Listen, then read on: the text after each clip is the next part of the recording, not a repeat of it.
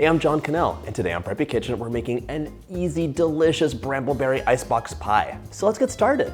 First off, in a medium-sized bowl, we're gonna add 1 cup of your favorite set of berries. Any berries will work. I'm gonna use blackberries and raspberries because they're gorgeous and delicious. But you could use blueberries, boysenberries, the works. Add that to your bowl, along with 1 tablespoon of granulated sugar.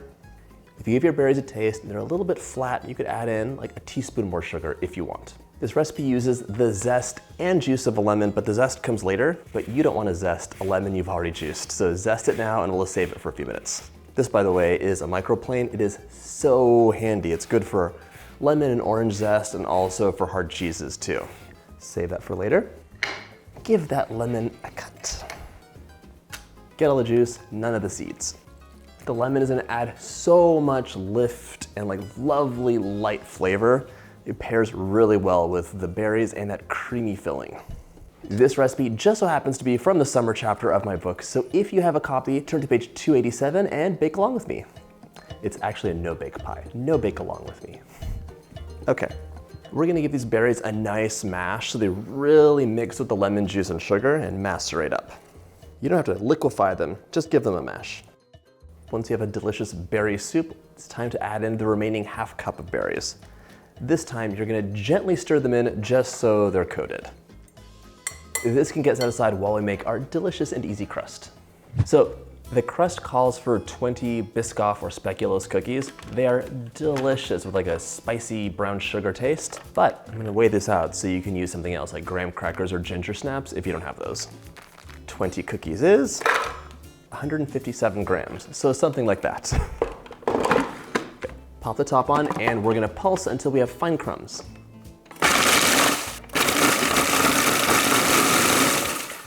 There we go. For a little added sweetness, I'm adding 2 tablespoons of brown sugar. Pack it in, but then break it up so it's not a big lump. ½ cup or 60 grams of sliced almonds. These will be so nice, and I always love to give them a toast. 6 tablespoons of melted unsalted butter. That's 85 grams. Just drizzle that over the top. And a 1/4 teaspoon of salt, just for some contrast. We're gonna pulse this just a little bit so it comes together. I wanna have some nice crunchy almonds left over, not just like a fine, sandy mixture.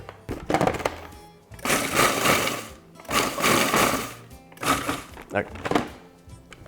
This smells amazing, first of all. You can see I have nice little bits of nuts throughout. They've just been broken up a little bit. Add that mixture into your pie tin, and any pie tin is gonna work for this, so don't worry. This is in the summer chapter of my book because when it's nice and hot outside, I do not want to have the oven on as much, and I love desserts that you can make ahead of time and bring them out for like picnics and barbecues and just anytime we get together and want a special treat. And of course, you have to take advantage of those amazing summer berries while they last. Just scoot that mixture over so it's evenly coating your pie tin, and now you can use a measuring cup or a flat-bottomed glass just to press it down. Really compact it nicely. This is how it's gonna stay together. You don't want a crumbly pie crust when you're trying to get something out of the tin. Just pressing the side and at an angle so I have a nice, smooth, even layer. And this is ready to go into the freezer 15 minutes, and in the meantime, we'll make our filling. This filling has a couple parts. It's starting with 1 cup of whole milk ricotta. It's so creamy, it just tastes like solid milk. It's delicious. If you're weighing it out, that's 248 grams. I also want 1 8-ounce package of cream cheese. That should be room temperature as well, and that's 227 grams. These 2 things together are gonna be such a wonderful, light, creamy base. And we haven't even gotten to the whipped cream. Don't think I forgot about the lemon zest. We're gonna add that in too. And now I'm gonna mix this at medium speed until it's creamy and uniform. You're not baking this, so you don't have to worry about anything. You're just making it taste good. It's so low stress. This is nicely mixed, but now it's time for a little bit of powdered sugar, just 3/4 of a cup. This, I think, is the perfect amount of sweetness. However, make this your own. If you want to do ½ cup, that's gonna be fine too. If you want to do 1 full cup, go ahead and have at it. So if you want to start with 1/4 cup, give it a taste, then add more as you go. There we go.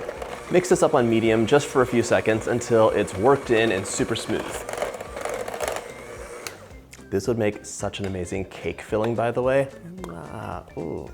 This mixture is delicious. I could eat it by the spoonful, but it's a little bit dense for my pie since it's gonna be frozen. So to loosen it up and create more volume, I'm gonna add some whipped cream. Whipped. Into a separate bowl, I'm adding half a cup or 120 mils of cold, heavy whipping cream. You might call that double cream. I'm gonna mix this up until I have beautiful, soft, luscious peaks. And notice I didn't have to clean my beaters off. It doesn't matter because it's gonna get folded right in anyways. When you whip cream, best practice would be a cold bowl, cold cream, and even cold beaters if you can, but this is gonna get folded in. It doesn't have to be perfect piping whipped cream. It'll work even if you have a room temperature bowl and room temperature beaters. The cream should still be cold. Okay.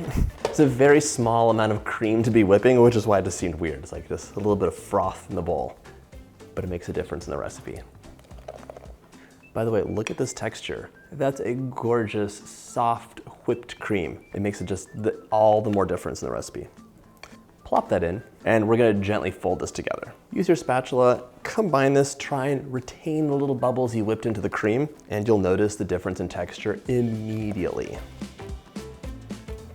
Grab your berries, and the smell is so good, and the color of this juice is beautiful. We're gonna use both in this recipe, but first it's time for the berries just by themselves.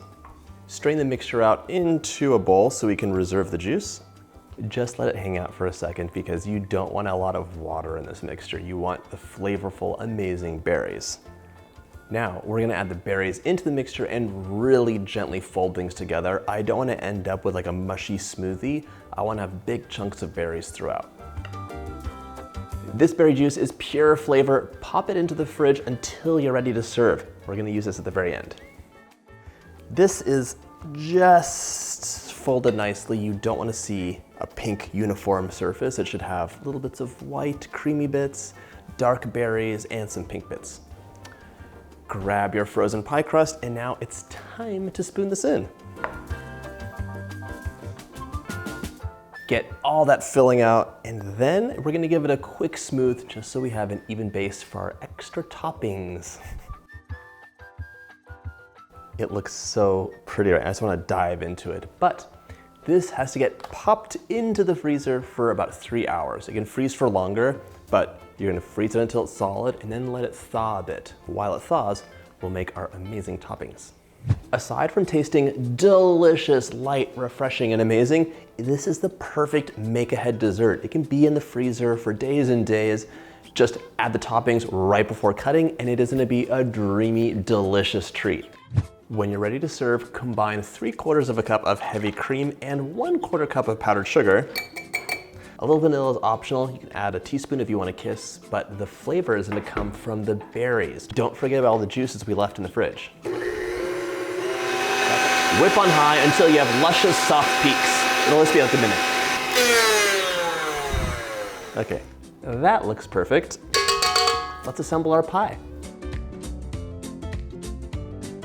Spoon your whipped cream over the pie, sprinkle with some more berries, then drizzle that berry juice all over the top.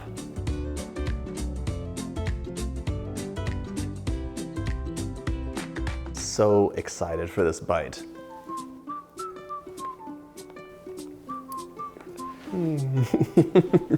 That's a dreamy ice cream-like cloud of berries and cream surrounded by this crunchy, flavorful shell. Oh my gosh, I hope you get a chance to make this recipe from my book. And if you like this video, check out my book playlist.